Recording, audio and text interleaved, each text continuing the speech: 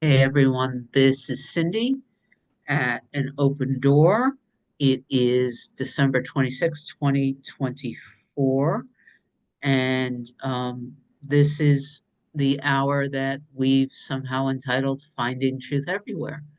And a video is assigned, a podcast, and it's at An Open Door Replays and Links page. And the group tends to spend some time with that podcast or not, and then we come and we take some time and we listen and we discuss what is the same, what is true, what is most useful on to us in this given moment. I got to tell you, some of us were in diets this morning. The energy of whatever, like I stepped into a couple of hours ago, is still with me, and so I'm speaking through a different way of being. I'll just a different vibration, Mel. I'm speaking through what feels like realigning to a new vibration. So if I feel a little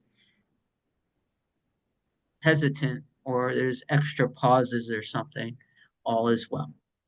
All right. So we are going to play a song. So, and I actually have two videos I'm going to play before I really hand it all over. Um, so Barbie, you're on. So don't go far. But first, I want to say I started listening to Michael Singer sometime within a 12 hours or something of when we did reality check last week. And man, if you're listening to us later, or if you weren't at the reality check, which we do on Fridays, I can't recommend the replay highly enough. But we were spending a lot of time talking last week about um, how we're all vibration, right? That was what we were talking about in reality check last week. How there, the fact that we believe that this table is solid and we're touching something that isn't, it's really related to our point of view. And if we rise high enough in vibration, I don't remember what we were saying already last week, we will recognize that there is no separation between what I am and what this table is, which is extraordinary. So we're reading Helen Hamilton, we're listening to Helen Hamilton, we're talking about all this, and then I go and I hear it in Michael's words, right? Which like kind of sent a little bit of a shockwave through this sense of a solid self. Um, and then sometime afterwards, it was over the weekend or the beginning of the week. Mel sent me this song. Well, we'll listen to the song, listening to it from this point of view now. And for the purposes of the audio, because I'm going to put it on pause, we're listening to the Beach Boys. And the name of the song, Good Vibrations. It's pretty cool. All right, let me hit pause. I remember. So I got to tell you something. Mel didn't send me the video, she just sent me the name of the song, right? If you take this song, which is part of most of our histories, probably at one point or another, and you go and you watch some of the, like the official video that was created to go with this song, you have a completely different experience. If you just listen to the song, at least here, it brings me back to the Cindy who used to listen to that song. You have a completely different experience. If you listen to that song while watching this video, which is just really the lyrics relative to everything we've been talking about, that blew my mind.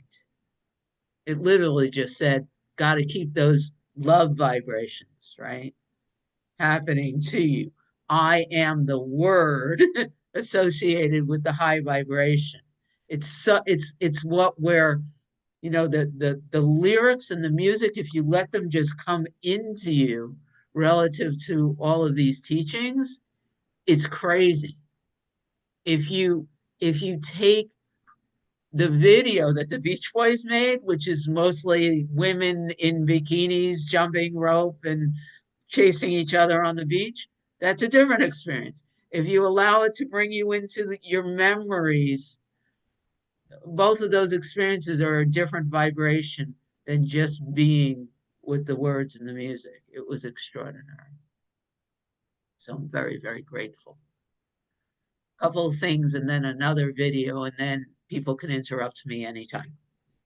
Um, there's this, let's just say God is everything, right? We've been talking about this. The God consciousness is everything. And what Michael was pointing to here, at least the way I received it, everything is God. Sandra talks so much about let's just be. I am so grateful to be having this experience now. No resistance. And Michael spent a lot of time talking about suppression and resistance, and we could go there if we want.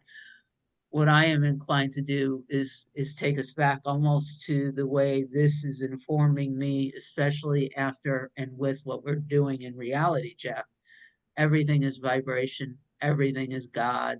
What happens is the lower vibrations get really loud, and when we're untrained, let me put it that way, we're Course in Miracles students, we know about mind training, those loud vibrations can pull us into an identification with. And so much of what Michael's suggesting is, in the other teachings, and I accept, is we can learn how not to do that. We can let the world be really, really loud. We can have the experience of a really, really loud world. And we can know that that's not who we are in truth, because everything is God and God is love, or something like that, whatever you want to say. And the other part of what Michael does often in his books and in a lot of his teachings, and at one point I sat here and said, "Oh, I just did an Amy." That's literally that's what I said to myself, because I listened to the whole audio and then I sat to listen to it again and take my notes, and I was listening to a different podcast, and I almost listened to the whole thing, because in some ways Michael only has one teaching, but I stopped and I said, no, no, no, he never said wavelet, so I know I'm not in the right video, because I just loved that term. I did an Amy. I'm getting lost in a podcast that wasn't assigned, but so I can't remember if it was that podcast or this one. He often says, put your life in perspective, right? A big part of his teaching from Untethered Soul is, when you go outside and you go to get in the car, stop for a minute and look up. And just remember that you're one of a billion human beings on one planet, one of 7 planets that is circling around one of an infinite number of stars. And attempt to find your problem in that perspective. And it kind of shifts you. And so this second video is about that. It's only about 3 minutes long. Wherever you are, it's a video to watch. So if your eyes are closed, open them and have some fun. So let me grab that one and I'll put us on pause again. For the purposes of the video, of the replay, since you won't have it, the name of the video, you could do a Google search, and YouTube is called The Cosmic Eye. So let me put this on pause. So anyone can interrupt me at any time at this point. Anybody wants to say anything about that or anything else? Yeah, Kendall says confirmation as within, so without.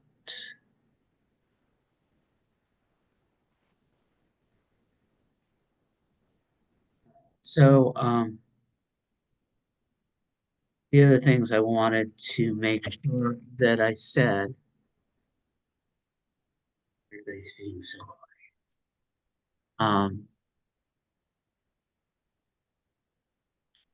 success / to be an enlightened being. I don't even know what to call that anymore. The way this podcast and his teaching and just where I am right now It's to be fully here now, in equanimity with here now me. That's the way the words were. Ron and I were talking before a lot of people showed up, and some of his languaging doesn't work for me so much anymore. Um, what we were specifically talking about was this idea of handling what is. And that doesn't, those words 10 years ago would have been very, very, very, very useful for me, right? Because I wasn't handling life. I was, or 20 years ago, or whenever it was, when I was dealing with severe panic disorder, or even when I was dealing with the divorce, I was dealing with whatever. There was to be told that I can handle what's in front of me would have been very, very, very useful. Um, where I am now, the teaching is, can I be fully present without judgment? Can I fully immerse myself and extract the gift of the present moment? It's a different languaging. Um, but it comes back to what he said, the fully enlightened yogi is one who allows the world to flow in and flow out, and he's not changed by it. He's fully informed by it, and he's fully engaged in whatever's here now, but it doesn't change him because he is one with whatever's here now.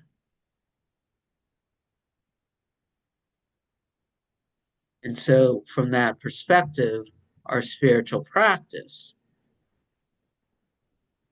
what Michael Singer's often said, was allow this flow of life to quote unquote hit our stuff so we could see our stuff.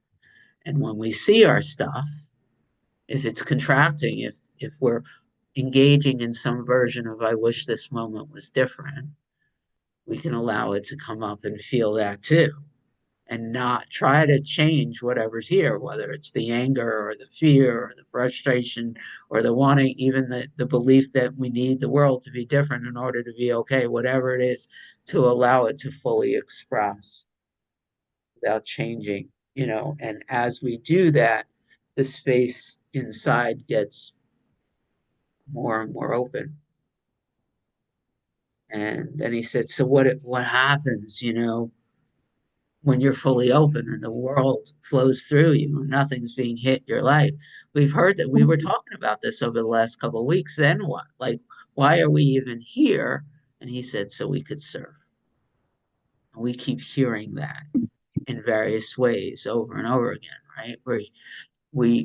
And even on our path in any given moment, we were talking about this, I think, on Monday, how the teacher, the teaching, and the student are all one, right? And so there's always this inner out and the flow, but we get to serve. And even what I learned at Awakening Together at some point, either in Gentle Healing or studying from my ministry, is that this path, we go from being a seeker. Our main purpose is to seek.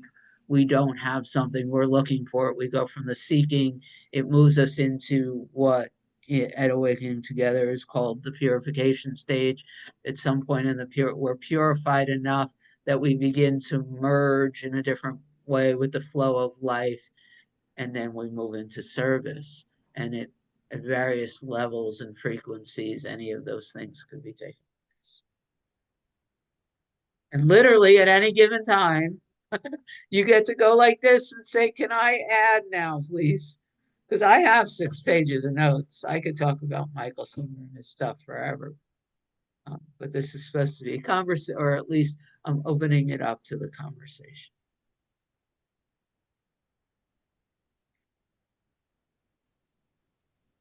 I was appreciative of, and I've heard him teach all of this stuff before, so it becomes interesting. The recognition that there are positive and negative sanskaras, that's what he called them. But it's nice to be in this space of really looking at that in my life. Like today, yesterday I got in the mail information that said my dental bill was paid. Said, yay, my dental bill.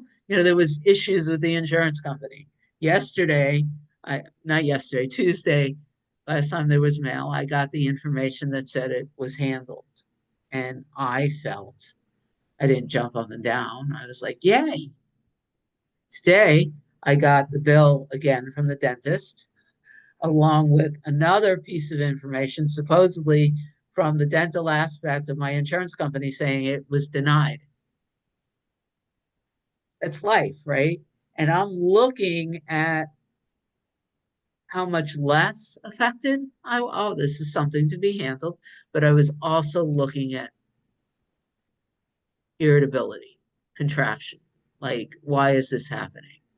And then I was like, oh, another opportunity to bring this belief that the world can affect my peace. So when I got the notification earlier in the week, you can almost call it like it was touching a space of a positive sanskara. The world is going my way. I'm showing up for this work, and I'm getting rewarded with ease. I need the world to tell me that it's easy to live, to be okay. And then today the mail was, it's a rocky world. And inside it was like, no, no, no, the world has to behave a certain way so that I could be okay. And it hit a negative sanskara, right? It hit this belief that the governments and the systems, they're all here and I have to defend and justify and prove myself. It's fun how it's the same part of the story, and the aspects of it, showed up so close. And I'm watching the human being doing those things. And I'm conscious, which is, Michael Singer and A Course in Miracles and showing up every day says we get to practice a new way of being. And we practice a new way of being, our vibration goes up. I was also being informed with, well, your dentist isn't open today and you're not making these calls today. So today you get to watch it rattle around inside, not justify. Remember that the world is a reflection and a projection, and you can hold it and trust that you're okay.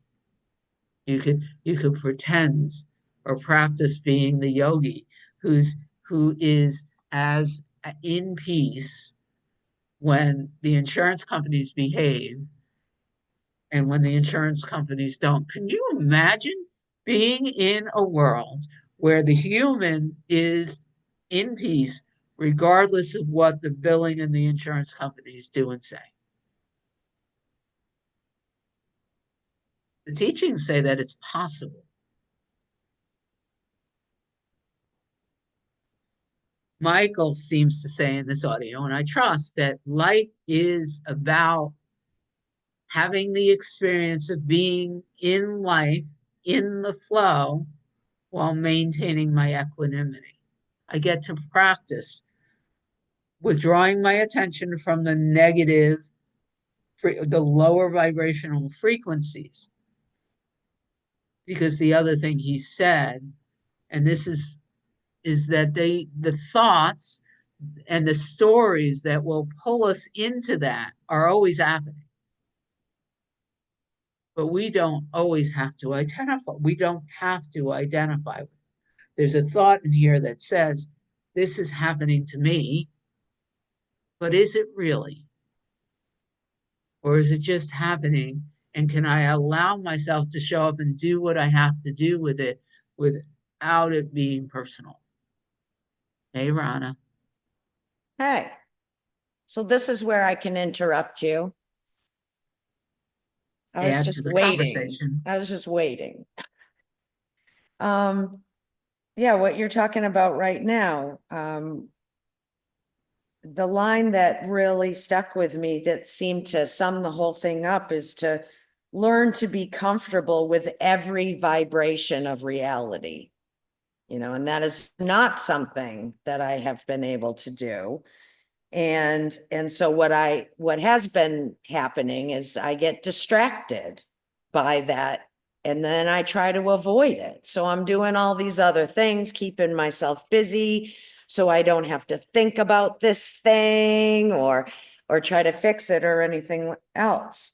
And so it's like the human self is trying so hard not to be bothered by this. But when, and these lower vibrations, which distract me from myself, are actually like attaching things to the I. You know, I am scared, I am depressed, I am sad, all those things. But then he says, if we approach this from the seat of consciousness, like you're explaining, I can be aware of sadness is happening, fear is happening, avoidance is happening, and notice the actions that are going on. And we're not wrong for getting pulled down into these vibrations. The job is to notice, you know, to have the awareness to see that. And also for me right now to see where this false self is consistently being created by these distractions, you know, and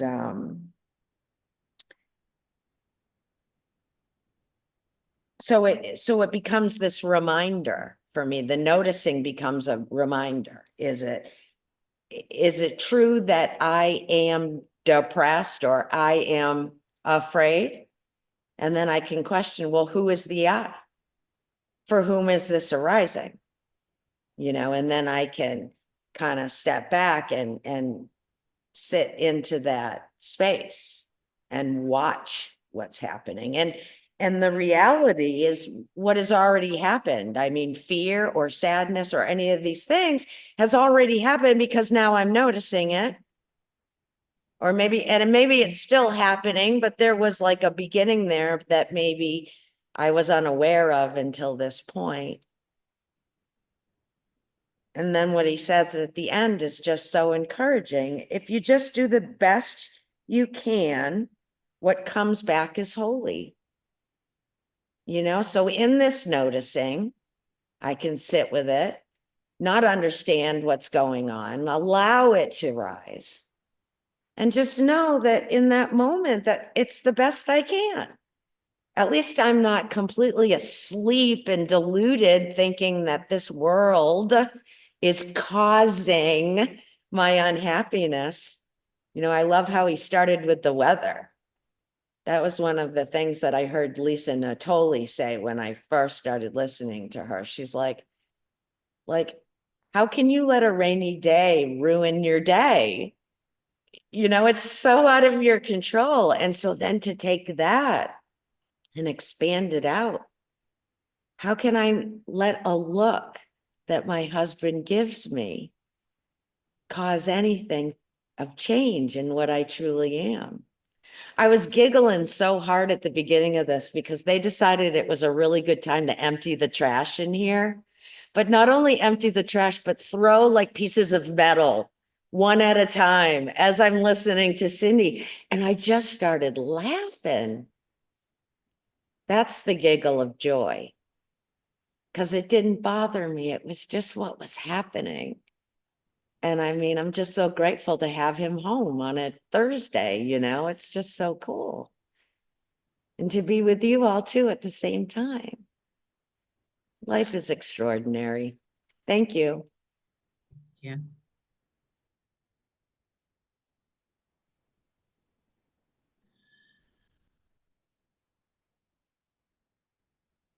Um, so an image and Jim Self, Amy and I both studied. I don't know if anybody else spent time with Jim. What he said, and this is also from The Untethered Soul, and it might have been from different pieces of both this podcast and the one I listened to a chunk of mistakenly. So life happens, right? Life is happening. Whatever is going on is flowing into us, and it hits something inside, and that's our choice point. That becomes a choice point, right?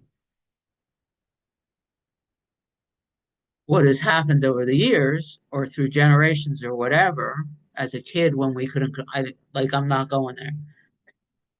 The world comes in, something occurs, we can't, we decide we can't handle it. Now, what Jim Self, the way Jim Self taught it, which I loved, he said, we can't handle it. There's something inside says, okay, we'll put it where you can't see it and you pick it up, whether it's a fear thing or whatever, and we stick it in our backpack. So we can't see it, but it's weighing our whole system down. It's lowering our vibration. And when the world hits our stuff when the world comes into us in the future, even though we don't know what it is because it's in the backpack, it's hitting us. And we are responding not as if we're new, not in the moment. There is a response that is flowing through everything that's in the backpack. So every time we chose to suppress or reject or deny or disassociate instead of being fully present, whatever that chunk of life was went in the backpack. And at some point, which is what happens when we decide to use life in this process, it comes back up to be fully experienced. Yeah, it's like the little red wagon. So this will continue maybe. All right, Mel, it's all yours. Oh, hi. I just wanted to, I question just one thing. Well, when you're talking about that, there's nobody really doing anything, is there? I mean, it's all just happening. And even if you choose to go the downward path, whatever, you're not, it's just what's happening. There's no separate person that makes the choice, right? It's all just, so even if that happens, that's okay. It's all It's okay. all okay. Yeah. But it does there, regardless, at least this is what's useful here. I'm not Yeah. telling you it's true. I'm telling you what appears to have brought a lot more peace and openness in this experience, right? And if you're Is led that to, yeah. what? Well, if you're led to that, to recognize that, Right. that's So then consciousness working through you, it's it's all the one, which is there appears here that that there is a choice here of where I'm going to place my attention. That almost feels like the only place I have choice. So when life is flowing through whatever this is, and I want to react with anger and try to change the world out there, that's what's happening. And there's something here that appears to be noticing in that and appears to be able to choose whether or not I am going to believe that's true and I'm going to believe I'm a victim of the world I see, or I can, I feel like I can be informed by something else, at least in this current level of consciousness. I can choose to go with the flow and dive in and have a different experience based on remembering that it's just happening. yeah.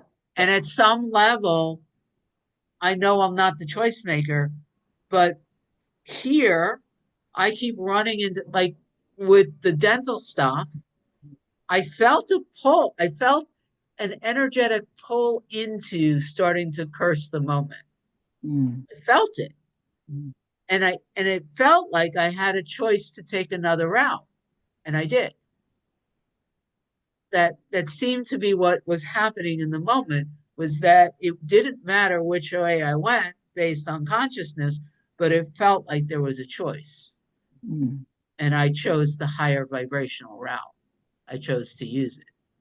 Yes. Whatever that I is, I, there feels like there's a choice point. I kind of see it sometimes like you're looking at the movie of Cindy being played out before you, in a sense, and how that Cindy, whatever she chooses, that's, you see what I'm saying?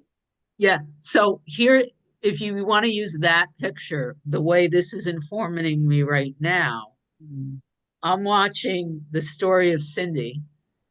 From the place of watching it, I can choose whether or not Michael was saying, that the lower vibrational energies can pull you in and all of a sudden you're suffering as Cindy.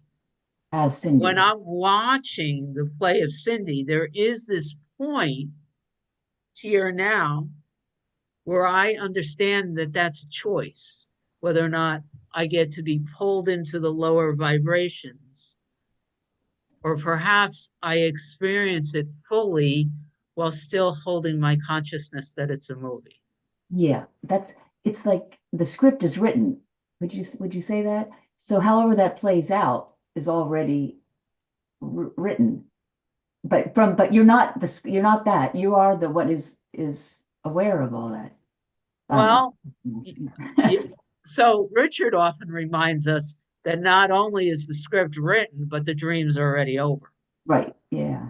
So, and again, it comes down here to if it feels like I have a choice to make, that's when I consciously choose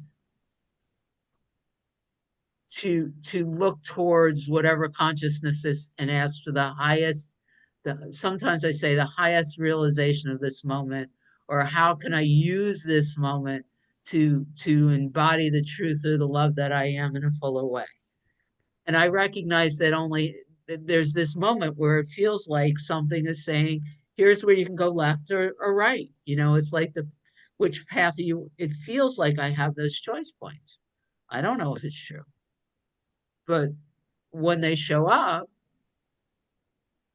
it feels like a conscious choice which way I go. Thanks. Yeah. I'm not buying any of it as true. If it feels like there's a me and a you, I know there's something else going on. Yeah, Kendall. Yeah, so I don't know.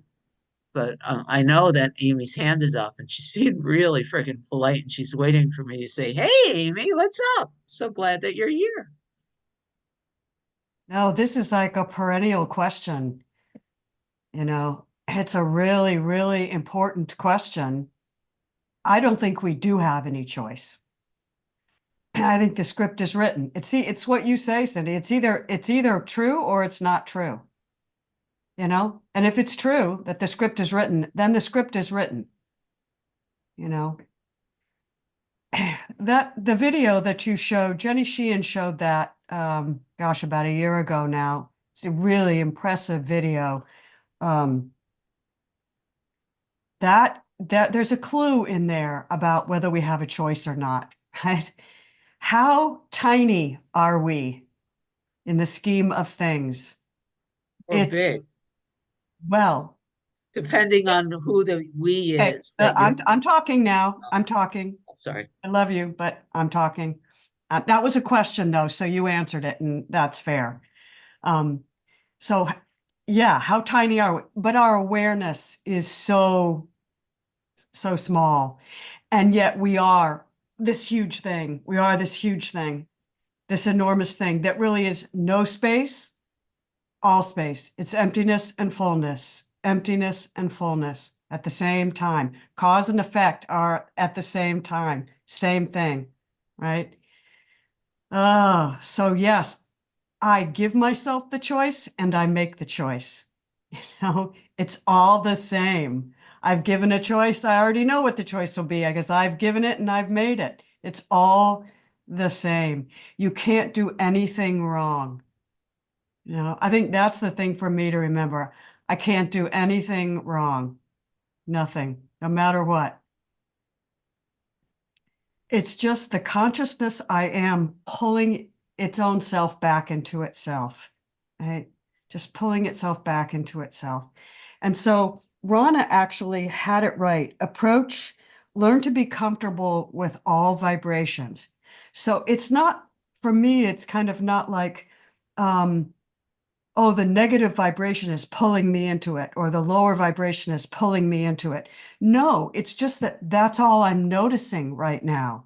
I need to open and notice all the other vibrations that are happening all around me all the time and not just focus on this one, right?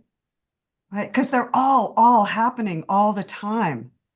So that's the thing, is to be, right now it's like I'm the smallest nested doll. This is all I can see. But I'm also this one and this one and this one and this one out into infinity, and they're all me, and there's no separation between them.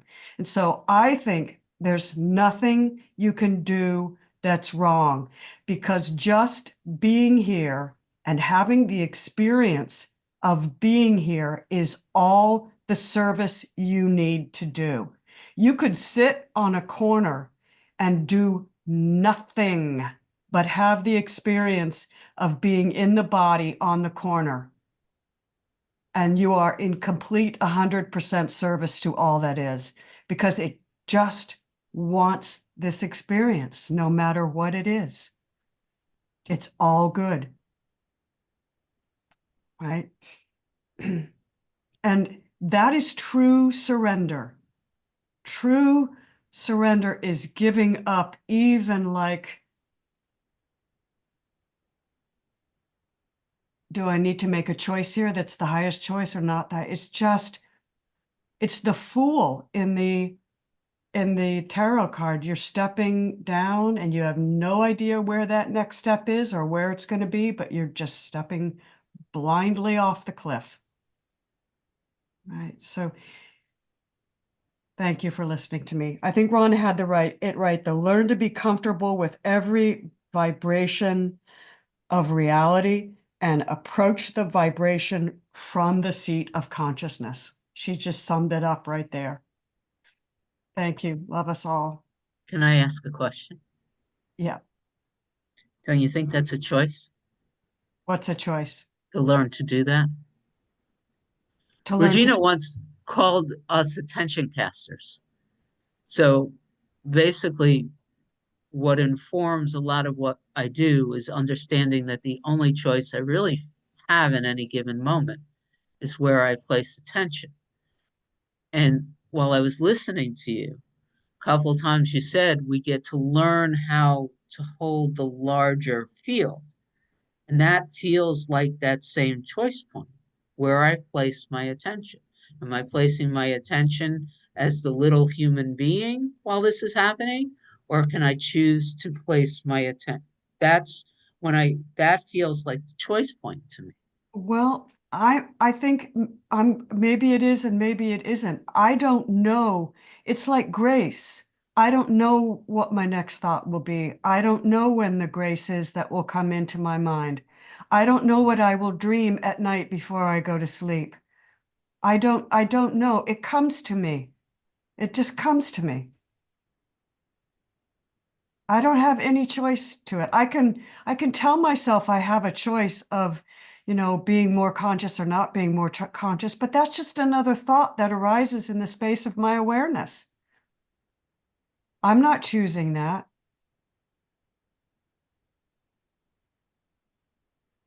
It's all just open awareness. That's kind of where I am. Learning to be comfortable with that. But this is a great conversation. I mean, it really is the perennial question.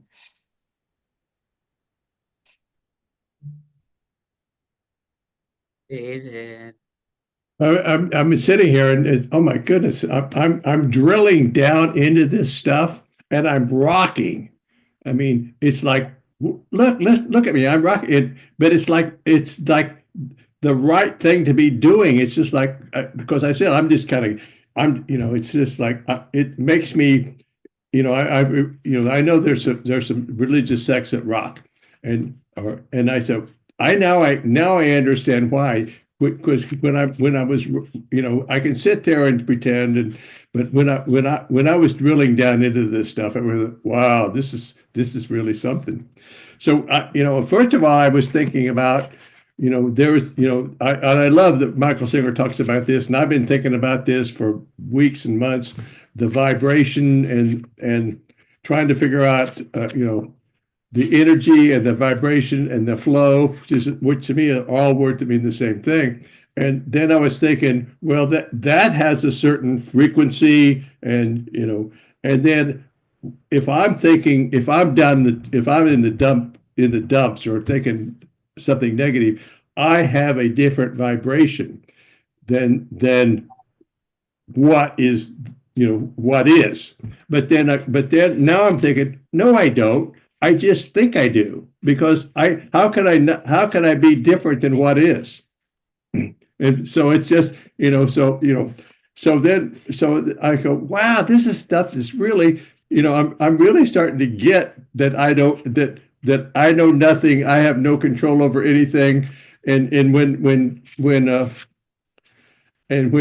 Amy was talking about, knowing and thinking, it's so, and then I wrote down, there is nothing I am, and there is nothing that I am not. And then and then when you were talking to Amy, I said, I know the truth, and the truth knows me. And so, I mean, drop the mic. I'm done. There's nothing else to say or nothing else to know, because to me, that's all there is. So I have spoken. Thank you.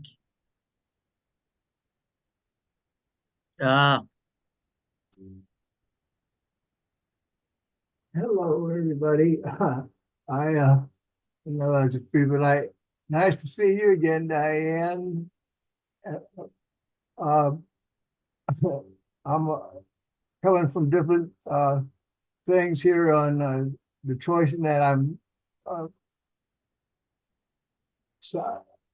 What I hear what Amy was saying, but I in the program, in the 12-step program, I got to a point where I recommend, in conjunction with the course net, that I don't have any choice over what comes at me, but I always have a choice of how I'm going to respond. And that's kind of what I was hearing. I get to choose. Some of that came too from Regina for me, the code and all that were bombarded, but we can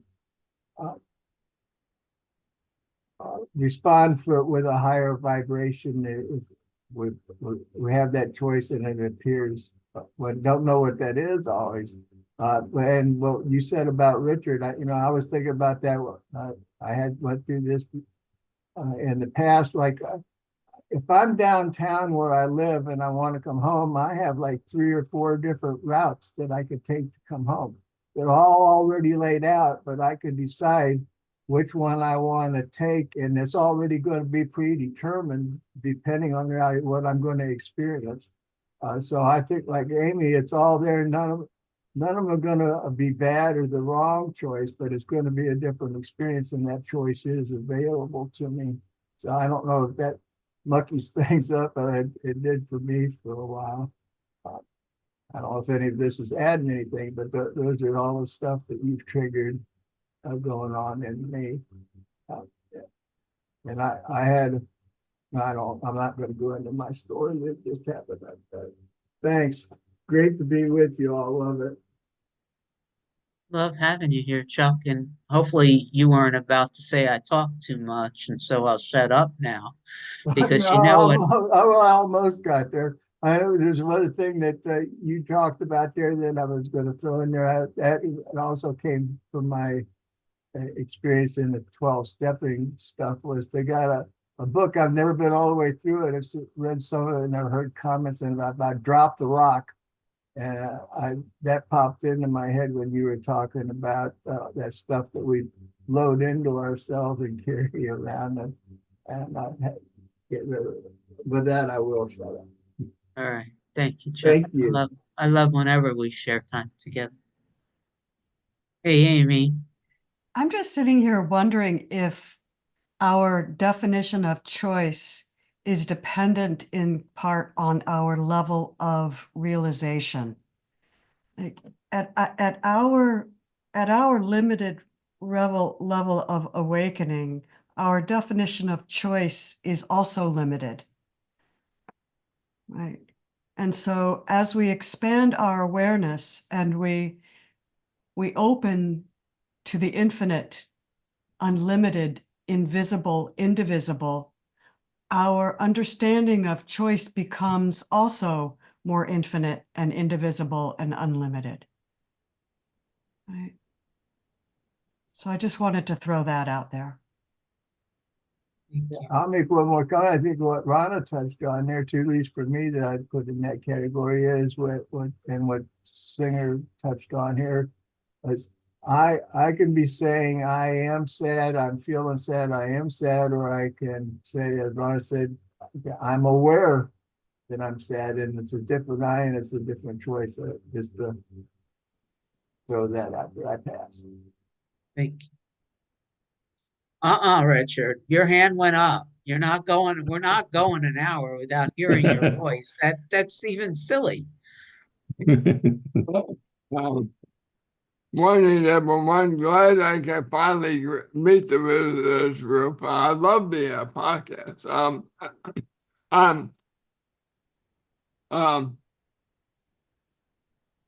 Well, where do I start? Choosing it only happens in the illusion. So there is no choice in reality, right? So if you're choosing, you're identifying as a separate self, right? So my experience has been, I'm aware of what I am in truth, but what my experience is a combination of everything. It includes everything. I'm experiencing being the stillness as my reality. I'm also experiencing being a character in a play called Richard. That's part of my reality also. So it's all part of the big picture. So I like to look at the whole thing. When I'm choosing, I'm Richard. And when I'm choosing for me, what I've come to believe in. I'm trying to manifest as a mature human being by allowing as much as I am in truth, in reality, to manifest within the dream. So in order to do that, I have to clear up my mind to get rid of the beliefs and concepts I've dealt with all my life, my conditioning, that blocks my awareness of love's presence. And then when I heal the mind, I'm able to more and more manifest the love that I am in truth. So earlier I said, and because of my condition in mathematics and science, I like to have a goal, a reason for existing. So I sent Cindy this morning a diagram I got from one of Hawking's books that talks about measuring consciousness. And so if you could share screen that, Cindy, I would appreciate it. Also,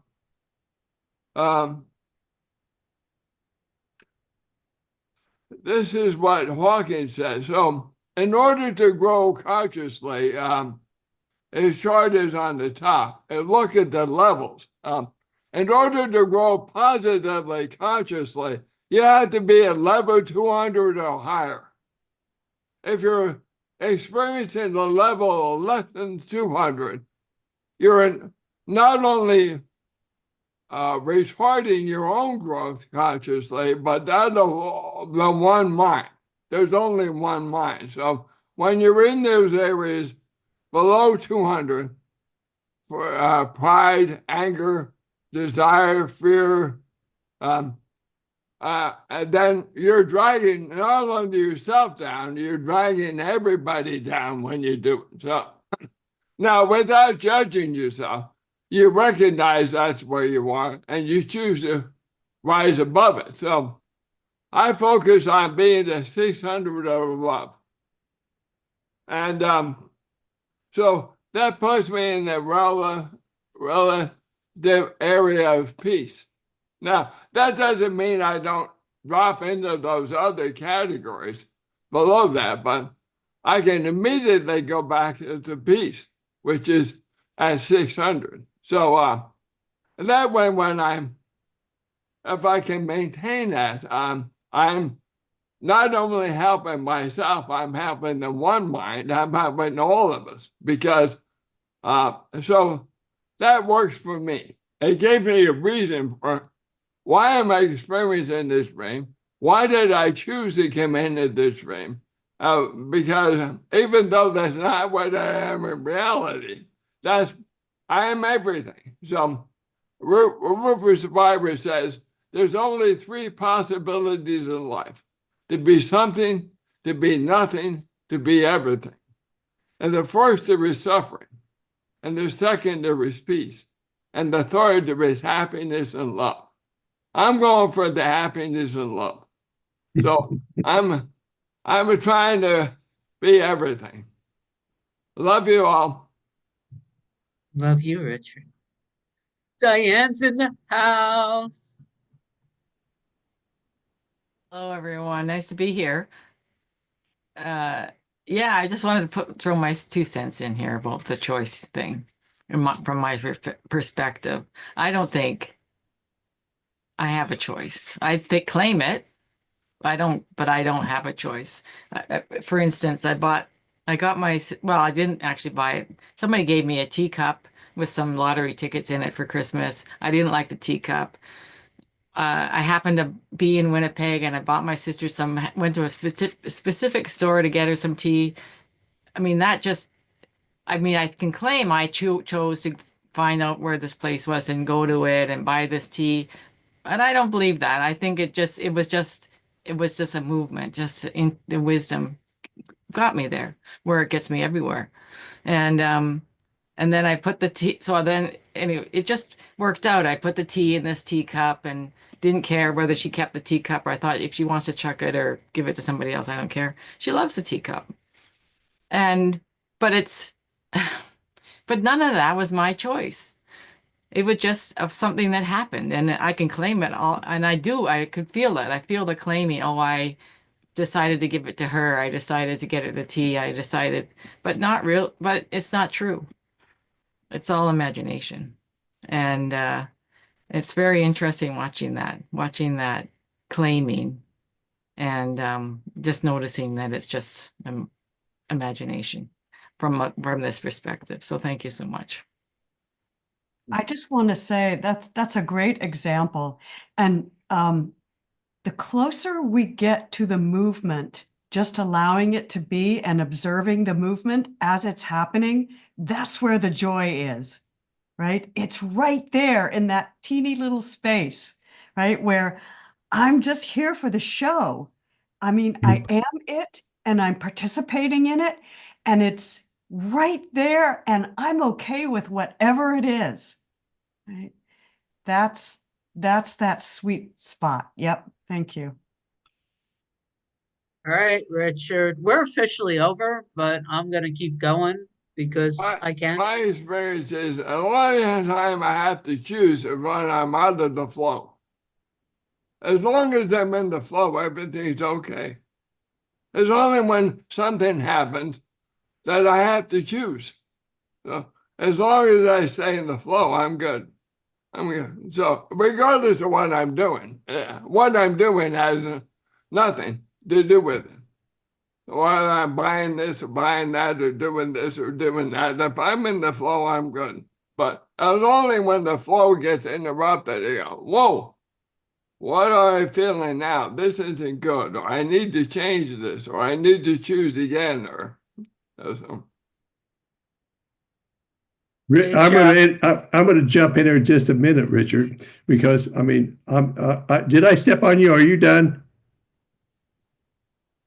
Okay, but anyway, it's almost like, it's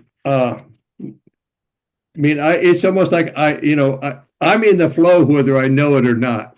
And it's like, so suffering is thinking I'm not in the flow, but it's like, all I have to, it's and what Diane said,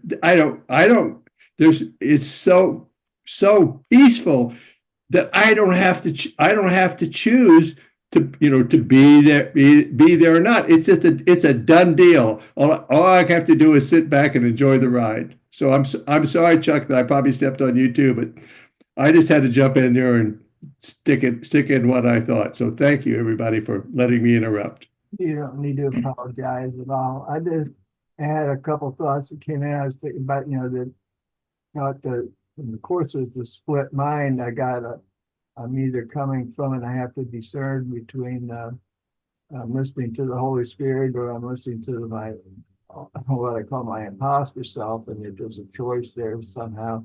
The other thing is, it seems like me there's something in the course that said, that popped in my head, the last thing that we have is the power of decision. So I'm just wondering where that fits in. Sounds like a good topic moving forward.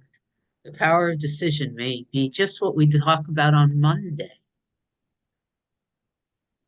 Feels like that might be happening. Because it's a great section of the course. Sandra, your hand was up. But time is up, so I just happened to notice that. Do you want me to speak or let it wait? So we're officially done, guys. I love us. And I want to know what Sandra has to say. So there you have it. Well, there's first of all, Mel, you sure got us going. Wow, what a great conversation. The thing that kept coming to me was I wrestled with this for a long time. I'm no longer wrestling with it. I'm not two different things. I'm one thing. I'm something, even if I'm not sure exactly what it is. And it seems to me that the struggle for me was in where was my identity? What was I identifying with? Was I identifying as this form with this name? The less I identify with that, the more I realize I am not a product of source. I am source. I am pure consciousness.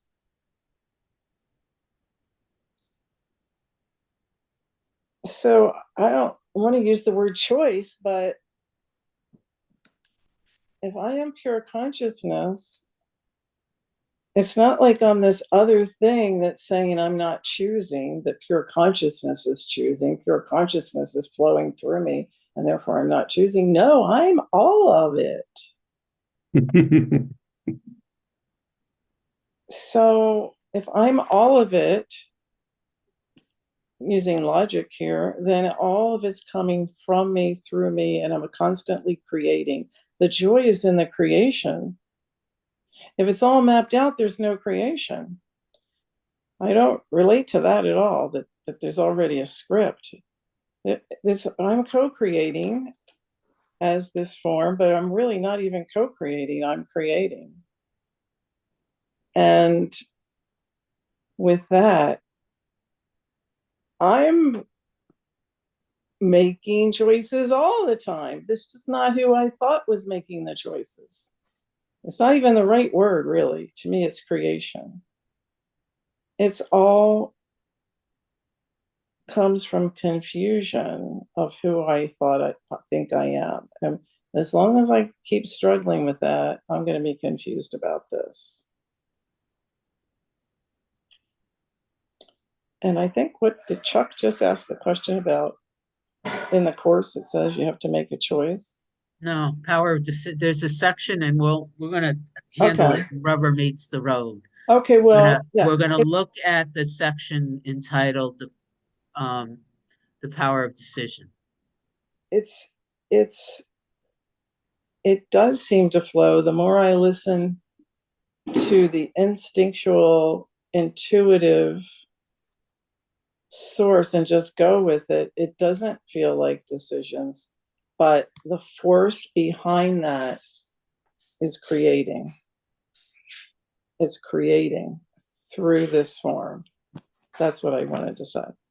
And the choice, no choice becomes a circle of entanglement that I don't need anymore. Beautiful. All right, I am officially, I'm gonna turn the recorder off. But first, thank you, because we just broke one of Cindy's belief structures, because Cindy, the person, doesn't ever allow a meeting to go past its official time. And it just did. It just became a happening. But now, I love us. Reality check tomorrow at 10.